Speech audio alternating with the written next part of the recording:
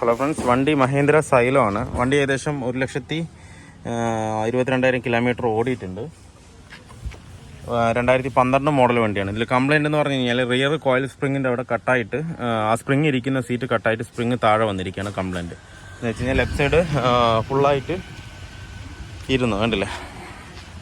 Left side ഫുള്ളായിട്ട് left സൈഡിലേക്ക് ചരിഞ്ഞു. ഇത് സൈലോയ്ക്ക് സ്ഥിരം വരുന്ന കംപ്ലയിൻ്റ് തന്നെയാണ് ഈ കംപ്ലയിൻ്റ് എന്ന് പറയുന്നത്. എന്ന് വെച്ച് കഴിഞ്ഞാൽ മഴക്കാലം ആകുമ്പോൾ ഈ സ്പ്രിങ് ഇരിക്കുന്ന ഭാഗത്ത് കംപ്ലീറ്റ് ഒരു ഹോള് മാതിരിയാണ് ഇതിനകത്ത് ഇരിക്കുക. ആ ഇരിക്കുന്ന അടിയിലൊരു ചെറിയൊരു ഹോളുണ്ട്. ആ ഹോൾ അടഞ്ഞിട്ട് ആ വെള്ളം അതിനകത്ത് തന്നെ നിൽക്കും. ആ വെള്ളം അതിൽ നിന്ന് അത് തുരുമ്പ് പിടിച്ചിട്ടാണ് അത് കൂടുതലും പൊട്ടാനായിട്ട് സാധ്യത. എപ്പോഴും ഉള്ള കംപ്ലയിൻ്റ് തന്നെയാണ് ഇത്, സ്ഥിരം കിട്ടാറുള്ള കംപ്ലയിൻ്റാണ്. അപ്പോൾ ഇതിൽ ചെയ്യാനുള്ളത് എന്താണെന്ന് വെച്ച് കഴിഞ്ഞാൽ എപ്പോഴും ആ ചെറിയൊരു ഹോള് സ്പ്രിങ് ഇരിക്കുന്ന ഭാഗത്ത് ഉള്ള ഒരു ചെറിയൊരു ഹോള് എപ്പോഴും ഒന്ന് ക്ലീൻ ചെയ്ത് സെറ്റാക്കി വയ്ക്കുക. അപ്പോൾ പിന്നെ ആ കംപ്ലയിൻറ്റ് ഇതിനകത്ത് നമുക്ക് കുറയ്ക്കാൻ പറ്റും. ഇതിന് ഏകദേശം 2,200 രൂപ കണ്ട വില വരുന്നുണ്ട്. നമ്മളത് MM-ൻ്റെ ഒറിജിനൽ തന്നെയാണ് എടുത്തിരിക്കുന്നത്. കണ്ടില്ല, ഇതാണ് വരുന്നത്. കണ്ടില്ല, ഇതാണ് സ്പ്രിങ് ഇരിക്കുന്ന ഭാഗം. ഈ ഭാഗത്താണ് സ്പ്രിങ് ഇരിക്കുന്നത്. ഈ ലെവലിലാണ് ഇരിക്കുന്നത്. ഈ ഹോള് കാണണ്ടോ? ഈ ഹോള് അടയുമ്പോഴാണ് ഇതിൽ ഫുള്ളായിട്ട് വെള്ളം തങ്ങി നിൽക്കും. നിന്നാകുമ്പോൾ ഇത് തുരുമ്പ് പിടിച്ചിട്ട് ഈ കടയോടെ കൂട്ടിയിട്ട് ഈ ഭാഗം മൊത്തം അങ്ങ് കട്ടായിട്ട് ഉള്ളിലേക്ക് ഇറങ്ങിപ്പോകും. ഞാൻ അയച്ചിട്ട് ഞാൻ കാണിച്ചു തരാം എത്രത്തോളം പോയിട്ടുണ്ടെന്നുള്ളത്. അപ്പോൾ ഇതിൽ കൂടുതലും ഈ മണ്ണും പൊടിയും ചളിയും പറഞ്ഞ മാതിരി ഈ മഴക്കാലത്തൊക്കെ കയറി വന്ന് അടഞ്ഞിട്ട് ഈ ഹോൾ അടയാൻ സാധ്യത കൂടുതലാണ്. അപ്പോൾ എപ്പോഴും സർവീസിന് വരുമ്പോൾ അല്ലാന്നുണ്ടെങ്കിൽ നമ്മളായിട്ടാണെങ്കിലും ശരി, മഴക്കാലത്തൊക്കെ ഇടയ്ക്ക് ഈ താഴത്തുനിന്ന് ചെറിയൊരു പിന്നെ എന്തെങ്കിലും വെച്ച് കുത്തി വിട്ടാൽ മതി. ഇതിൽ വെള്ളം നിൽക്കാതിരുന്നാൽ മതി. വെള്ളം നിൽക്കാതിരുന്ന് കഴിഞ്ഞാൽ ഈ കംപ്ലയിൻറ്റ് ഒരു 100-1 80% നമുക്ക് കുറയ്ക്കാം. ലൈഫ് കൂട്ടാൻ പറ്റും. ഇതിൻ്റെ വരുന്ന ചളിയും പടിയും നമുക്കൊന്നും ചെയ്യാൻ പറ്റില്ല. പക്ഷേ ക്ലീൻ ചെയ്ത് കഴിഞ്ഞ് കഴിഞ്ഞാൽ ഇതിൻ്റെ ലൈഫ് നമുക്ക് കൂട്ടാൻ പറ്റും. ഇതിപ്പോൾ ഒരു 4 വർഷം കൊണ്ട് പോകുന്നില്ലെങ്കിൽ ഒരു 5 വർഷം കൊണ്ട് പോകുന്നത് അത് ഒരു 10 വർഷമായിട്ട് നമുക്ക് കൂട്ടാൻ പറ്റും. പെട്ടെന്ന് തന്നെ കംപ്ലയിൻറ്റ് വരില്ല ഇത് ക്ലീൻ ചെയ്ത് വിട്ട് കഴിഞ്ഞ് കഴിഞ്ഞാൽ. ക്ലീൻ ചെയ്യാതെ ഇങ്ങനെ ഇരിക്കുമ്പോഴാണ് അതിൽ അടഞ്ഞിട്ട് വെള്ളം നിന്ന് എന്താ വെച്ച് കഴിഞ്ഞാൽ ഇതിങ്ങനെ ആയിക്കഴിഞ്ഞ് കഴിഞ്ഞാൽ 2 ഹോൾ ഇവിടെയുണ്ട് അവിടെയുണ്ട്. ആ ഹോൾ കംപ്ലീറ്റ് അടഞ്ഞ് കഴിഞ്ഞാൽ കംപ്ലീറ്റ് ഇതിൽ വെള്ളം നിന്ന് കഴിഞ്ഞാലുള്ള അവസ്ഥ അറിയാമല്ലോ. പെട്ടെന്ന് തന്നെ തുരുമ്പ് കയറി കഴിഞ്ഞാൽ പെട്ടെന്ന് പൊട്ടാനും സാധ്യതയുണ്ട്. അപ്പോൾ ഈ ഭാഗം ഒന്ന് എപ്പോഴും ക്ലീൻ ചെയ്ത് വെച്ച് കഴിഞ്ഞാൽ കറക്റ്റായിരിക്കും. പിന്നെ നമുക്ക് ഇത് അഴിക്കാനായിട്ട് വേറെ ഒന്നുമില്ല. ഇവിടെ ഒരു ആമിൻ്റെ ആക്സിലിൻ്റെ ഒരു ബോൾട്ട് വരുന്നുണ്ട്. ആ ബോൾട്ട് അഴിക്കുക. അതുപോലെ അപ്പുറത്തൊന്ന് അഴിക്കുക. ബോഡിയിലും ആക്സിലും രണ്ടിലും കുത്തു വെക്കണം, ജാക്ക് വെക്കണം. എന്നാൽ മാത്രമേ നമുക്ക് കറക്റ്റായിട്ട് ഇടാൻ പറ്റുള്ളൂ. സ്പ്രിങ് അത്രയും ടെൻഷനായിട്ട് ഇരിക്കുന്നുണ്ടാവും.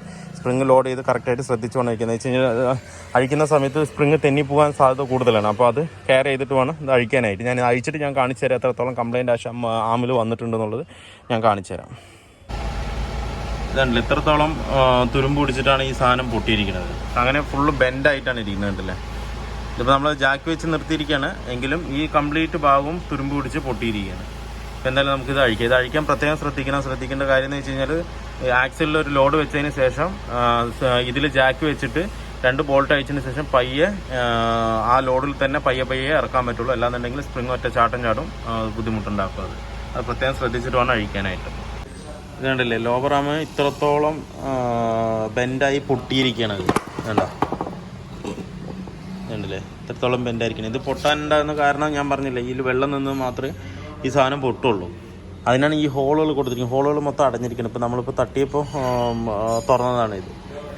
വെള്ളം നിന്നിട്ടാണ് ഈ ഇതിലാണ് സ്പ്രിങ് ഇരിക്കുന്നത്. ആ സ്പ്രിങ് ഇരിക്കുന്ന ഭാഗത്ത് വെള്ളം നിന്നിട്ടാണ് ഈ കംപ്ലയിൻറ്റ് കൂടുതലും വരുന്നത്. അപ്പോൾ എപ്പോഴും നമ്മൾ വണ്ടി സർവീസിന് വരുമ്പോൾ അല്ലാന്നുണ്ടെങ്കിൽ വേറെ ഏതെങ്കിലും സർവീസ് സ്റ്റേഷനിലൊക്കെ കയറുമ്പോൾ കസ്റ്റമർ ആണെങ്കിലും ശരി, ഒന്ന് മെനക്കെട്ടിട്ടാണെന്നുണ്ടെങ്കിൽ ഒന്ന് കമ്പി കൊണ്ടോ അല്ലെങ്കിൽ എന്തെങ്കിലും കൊണ്ടൊന്ന് കുത്തി വിട്ട് കഴിഞ്ഞാൽ ഇവിടെയും 2 ഹോളുണ്ട്.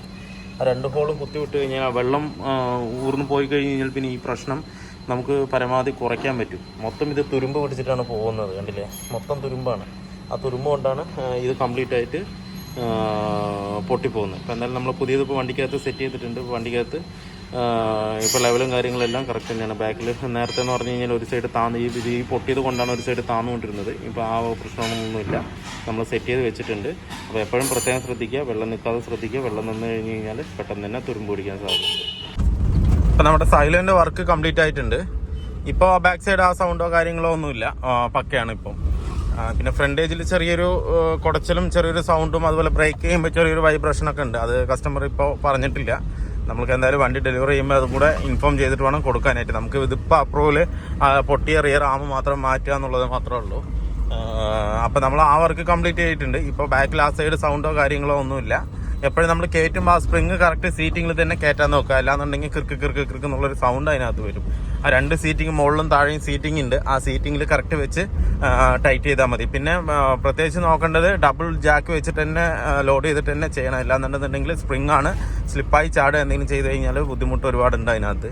അപ്പോൾ അത് മാത്രം കറക്റ്റായിട്ടൊന്ന് ശ്രദ്ധിച്ച് ചെയ്താൽ മതി. വേറെ കുഴപ്പമൊന്നുമില്ല. ഇതിപ്പോൾ വണ്ടി ഓക്കെയാണ്. ബാക്കിലെ സൗണ്ടും കാര്യങ്ങളൊക്കെ പക്കയായിട്ട് പോയിട്ടുണ്ട്. അപ്പോൾ ഇനിയിപ്പോൾ എന്താ പറയുക, പ്രത്യേകം ശ്രദ്ധിക്കുക. റിയർ ആമിൻ്റെ കാര്യം പ്രത്യേകം ശ്രദ്ധിക്കുക. എന്താ വെച്ച് കഴിഞ്ഞാൽ വെള്ളം നിൽക്കാത്ത രീതിയിൽ കൊണ്ടുപോയി കഴിഞ്ഞാൽ കുറച്ചുകൂടെ നമുക്ക് ലൈഫ് കിട്ടും. തുരുമ്പ് എന്തായാലും വരാതിരിക്കില്ല. ഇല്ലാന്നുണ്ടെങ്കിൽ അണ്ടർ കോട്ടൊക്കെ അടിച്ചിട്ട് ഇതിലിപ്പോൾ പെയിൻറ്റിങ് കാര്യങ്ങളൊക്കെ ഉണ്ട്.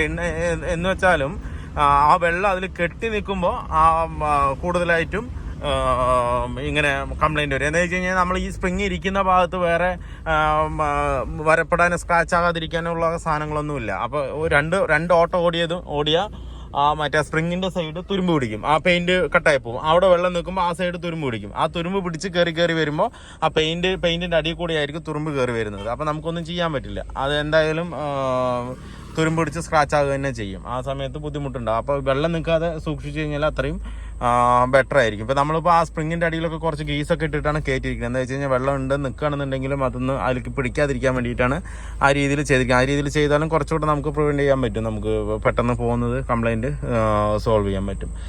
അപ്പോൾ ഇതിലിപ്പോൾ നമ്മൾ ചെയ്തത് റിയർ ആം മാത്രം മാറിയിട്ടുള്ളൂ. വേറെ വർക്കൊന്നും ചെയ്തിട്ടില്ല. അപ്പോൾ വീഡിയോ എല്ലാവർക്കും ഇഷ്ടമല്ലെന്ന് ലൈക്ക് ചെയ്യുക, ഷെയർ ചെയ്യുക, അതുപോലെ തന്നെ സബ്സ്ക്രൈബ് ചെയ്യാതെയാണ് വീഡിയോ കാണുന്നതെങ്കിൽ ഒന്ന് സബ്സ്ക്രൈബ് ചെയ്ത് സപ്പോർട്ട് ചെയ്യുക.